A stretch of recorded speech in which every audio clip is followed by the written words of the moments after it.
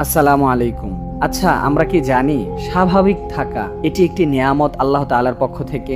অর্থাৎ আমি সময় মতো খাবার পাচ্ছি এবং সময় মতো আমি আমার কাজ করতে পারছি, ঠিকঠাক মতো পড়ালেখাও চলছে, ব্যবসা ক্ষেত্রেও সময় দিতে পারছি, পরিবারের সাথে সুন্দর সময় পার করতে পারছি। এই সবগুলোই আল্লাহ তাআলার পক্ষ থেকে একটি বড় নিয়ামত। বিষয়টি এমন নয় যে এটি নিছক সৌভাগ্য মাত্র। যদিও বা আমার জীবনে কিছু চিন্তার কারণ রয়েছে, অনেক বিষয় এমন রয়েছে যেগুলো আমি চাচ্ছি করতে কিন্তু পারছি না, কিন্তু এটি খুব ভালো করে মনে রাখতে হবে আল্লাহ তাআলা আমার অবস্থানে যেভাবে রেখেছেন সেটি আমার জন্য একটি নিয়ামত।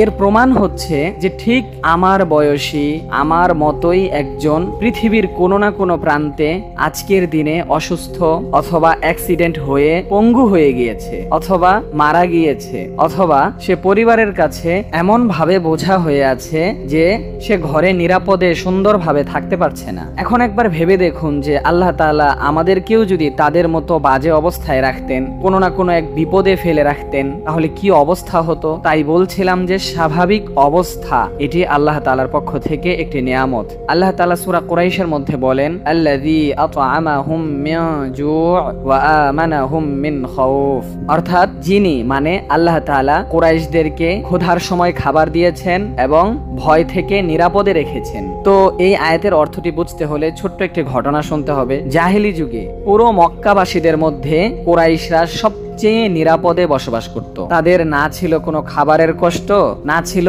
অন্যান্য বিষয়ের অসুবিধা। তারা খুব ভালোভাবে জীবনযাপন করত। এর একটি কারণ ছিল কুরাইশরা কাবা ঘরের সেবা করত, যত্ন নিত এবং কাবা ঘরের যত দায়িত্ব রয়েছে সেই সকল দায়িত্বের আঞ্জাম দিত তারা। মক্কাবাসীদের মধ্যে অন্য কোনো বংশের লোকদের এই সৌভাগ্য ছিল না যে তারা এককভাবে কাবা ঘরের সেবা করবে। এটির সৌভাগ্য একমাত্র কুরাইশদেরই ছিল। তৎকালীন যুগে যখন মক্কাবাসীরা বিভিন্ন সময় সিরিয়া, ফিলিস্তিন, লেবানন, জর্ডান অথবা ইয়েমেনে ব্যবসার জন্য যেত, তখন বিভিন্ন ডাকাত দল অথবা শত্রুপক্ষ তাদেরকে হামলা করত, তাদের জিনিসগুলো রেখে দিত, সেগুলো পথিমধ্যে ছিনতাই হয়ে যেত। কিন্তু কুরাইশরা এই বিষয় থেকে সম্পূর্ণ ছিল নিরাপদ। যেহেতু তারা কাবা ঘরের সেবা করত, এই জন্য কোনো শত্রু দল অথবা কোনো ডাকাত দল কেউ তাদেরকে কোনো প্রকার ক্ষতি করত না। যার ফলে তারা শীতকালে সিরিয়া, ফিলিস্তিন, লেবানন, জর্ডান এবং গ্রীষ্মকালে ইয়েমেন থেকে ব্যবসা করে বিভিন্ন প্রয়োজনীয় পণ্য যখন মক্কাতে নিয়ে আসতেন, সেগুলো তাদের কাছে পূর্ণ মজুদ থাকতো। সেগুলোর দ্বারা তারা নিজেদের প্রয়োজন পূরণ করত এবং বিক্রিও করত।